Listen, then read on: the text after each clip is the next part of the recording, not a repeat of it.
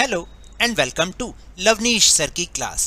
This is Directorate of Education GNCT of Delhi's worksheet number 39, and it is only for class 8 students. It has taken from the subject science, and we will learn and understand the chapter reproduction in animals in this worksheet. So students, आज की इस worksheet में हम फिर से एक बार reproduction in animals chapter को समझने जा रहे हैं. So without wasting our time, let's start and understand with me. Fertilization. Do you know fertilization? अब तक तो आप जान ही चुके होंगे कि fertilization क्या होता है. It is the process where male and female gamete unite forming a structure known as zygote, which eventually develops into the fetus. तो देखिए, ये एक ऐसा प्रोसेस है जिसमें मेल और फीमेल गेमेट्स मिलकर एक स्ट्रक्चर बनाते हैं जिसको हम जाइगोट कहते हैं, और वो फिर आके फीटस के रूप में डेवलप होता है. In the animal kingdom the process of fertilization takes place in two ways. देखिए, जानवरों में ये प्रक्रिया दो प्रकार से होती है. One, where fertilization takes place externally, where the sperm egg fusion occurs outside the female body known as external fertilization. यानी क्या होता है कि दो तरीके से कैसे होता है एनिमल्स के अंदर. एक वहाँ पर जहाँ पर स्पर्म और एग का फ्यूजन फीमेल बॉडी के आउटसाइड होता है, बाहर होता है, जिसको हम एक्सटर्नल फर्टिलाइजेशन कहते हैं. And the other is where the sperm egg fusion occurs inside the female body.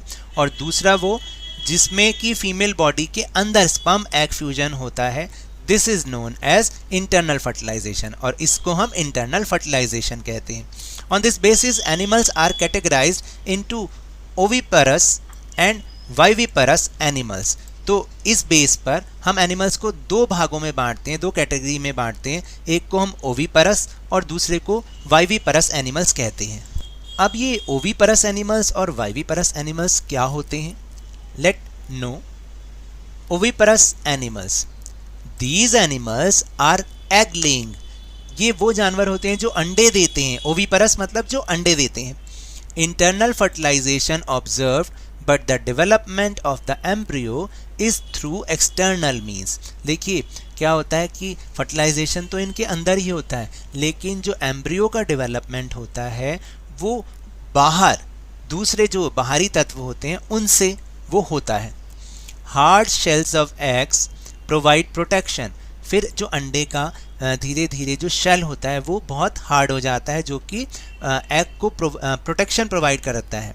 Once foetus matures egg hatches. और जैसे ही फीटस जो अंदर का भ्रूण होता है वो मैच्योर हो जाता है तो एग टूट जाता है. For example birds, frogs, all fishes. और यहाँ पर दे भी रखा है, एक पिक्चर भी है. देखिए कि ये जो बर्ड्स होते हैं, फ्रॉग्स होते हैं, फिशेस होती हैं, वो एग लेइंग हैं और उनको हम ओविपरस एनिमल्स कहते हैं. Then viviparous animals. ये वाइविपरस एनिमल्स क्या है? Animals giving birth to offspring are known as viviparous animals. वो एनिमल्स जो कि अपने जैसे ही यंग वंस को, अपने जैसे ही बच्चों को जन्म देते हैं, उन्हें हम वाइविपरस एनिमल्स कहते हैं.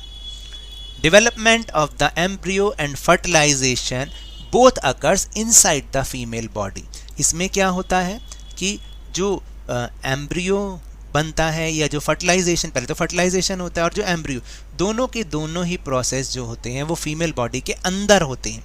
For example dogs, cat, humans etcetera. और एग्जांपल के लिए डॉग, कैट, ह्यूमन, टाइगर, ये सारे के सारे जो है अपने जैसे ही यंग वंस को बर्थ देते हैं, तो इनको हम वाइविपरस एनिमल्स कहते हैं. ये यहाँ पर वाइविपरस एनिमल्स की पिक्चर भी बना रखी है. Then difference between oviparous and viviparous animals. यानी ओविपरस और वाइविपरस एनिमल्स के बीच में क्या डिफरेंस है और क्या क्राइटेरिया है, किस बेस पर वो डिफरेंस है. Let's see. देखिए, क्राइटेरिया है, इस तरह से आप टेबल बनाएंगे, अभी हम आगे करेंगे भी इसको.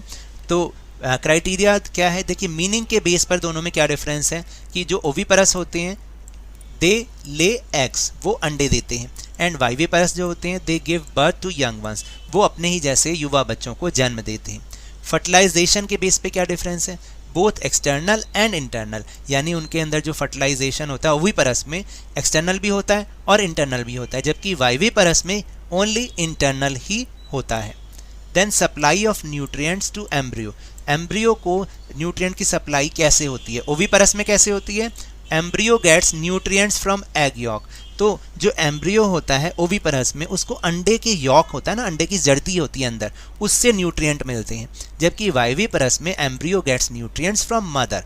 वायवीपरस में क्या होता है कि न्यूट्रिएंट्स की सप्लाई कौन देता है, मदर करती है एम्ब्रियो को, क्योंकि वो मदर के इनसाइड होता है। देन चांसेस ऑफ सर्वाइवल, जीने की संभावना, less as eggs are laid in external environment. क्या होता है देखिए, इसमें ओविपरस में जो एग्स होते हैं उनके चांसेस ऑफ सर्वाइवल कम होते हैं, क्योंकि ये सब डिपेंडेंट करता है एक्सटर्नल एनवायरनमेंट पे। अगर किसी ने उसको छू लिया, किसी ने गिरा दिया, तो अंडा टूट जाएगा और उसके अंदर जो बच्चा होगा वो मर जाएगा।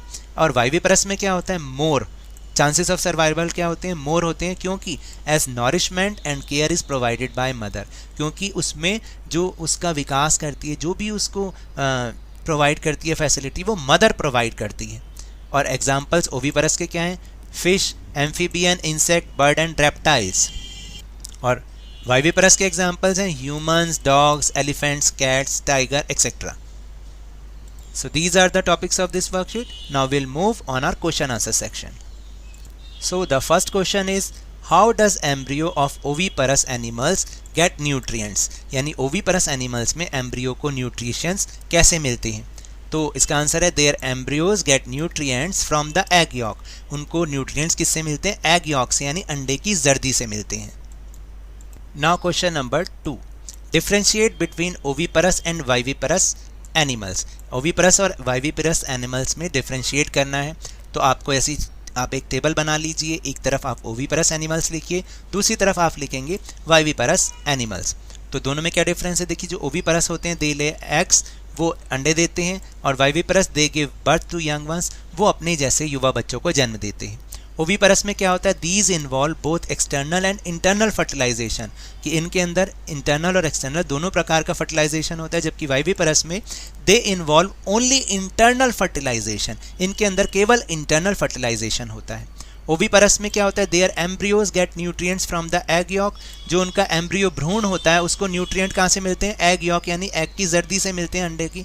और वायवीपरस में क्या होता है, their embryos get nutrients from the mother, इसमें जो भ्रूण होता है उसको न्यूट्रिएंट पोषक तत्व किससे मिलते हैं, मदर से मिलते हैं। ओविपरस के एग्जाम्पल्स हैं fish, amphibians, insects, birds, reptiles. और वायवीपरस के एग्जाम्पल्स हैं human, dog, elephants and cats. Now third question, classify the following animals as oviparous और viviparous। आपको नीचे एनिमल्स और ह्यूमन दे रखा है, आपको ये बताना है कि ओविपरस हैं वो या वायवीपरस हैं।